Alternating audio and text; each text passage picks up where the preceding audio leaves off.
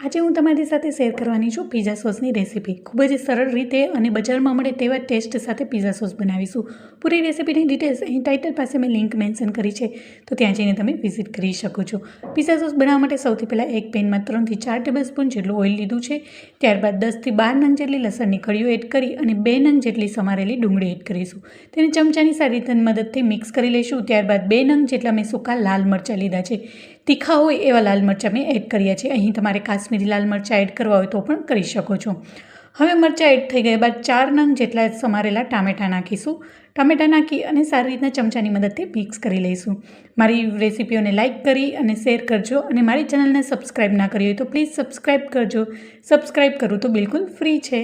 હવે સારી રીતના મિક્સ કરી હવે સ્વાદ પ્રમાણે મીઠું નાખીશું। 1 ચમચી જેટલું કાશ્મીરી લાલ મરચું પાવડર નાખીશું। કાશ્મીરી લાલ મરચું પાવડર નાખવાથી આ સોસ છે એકદમ રેડ ચટાકેદાર બનીને તૈયાર થઈ જશે। હવે સારી રીતના ચમચાની મદદથી મિક્સ કરી લઈશું।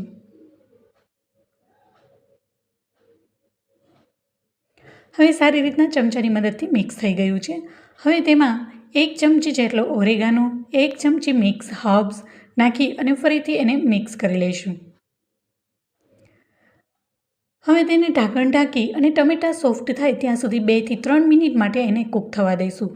આપણે એને ટામેટાને સોફ્ટ થવા દેવાના છે અને પાણી પણ એડ નથી કરવાનું અને મીડિયમ ફ્લેમ પર આપણે આ સોસને બનાવવાનો છે।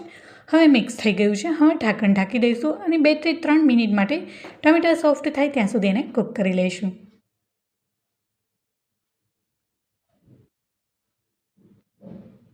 હવે 2 મિનિટ બાદ તમે જોઈ શકો છો ટમેટાં થોડા એવા સોફ્ટ થઈ ગયા છે। હવે ચમચાની મદદથી એને મેશ કરી લઈશું।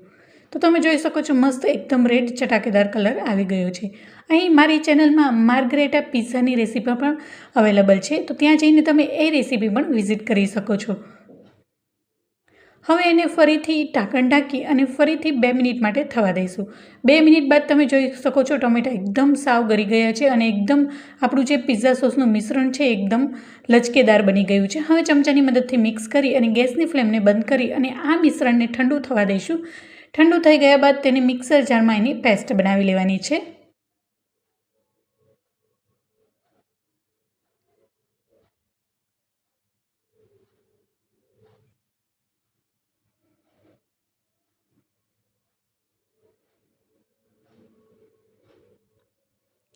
હવે બાઉલમાં એને મેં કાઢી લીધું છે અને મિશ્રણ ઠંડુ પણ થઈ ગયું છે। હવે એને એક મિક્સર જારમાં એડ કરી દઈશું। ત્યારબાદ તેમાં 3 ચમચી જેટલો ટોમેટો કેચઅપ નાખીશું અને 1 ચમચી જેટલું શેઝવાન ચટણી એડ કરીશું। અહીં શેઝવાન ચટણી તમે વધારે કે ઓછી તમે તમારા ટેસ્ટ પ્રમાણે કેટલું સ્પાઇસી જોઈએ છે એ પ્રમાણે તમે કરી શકો છો।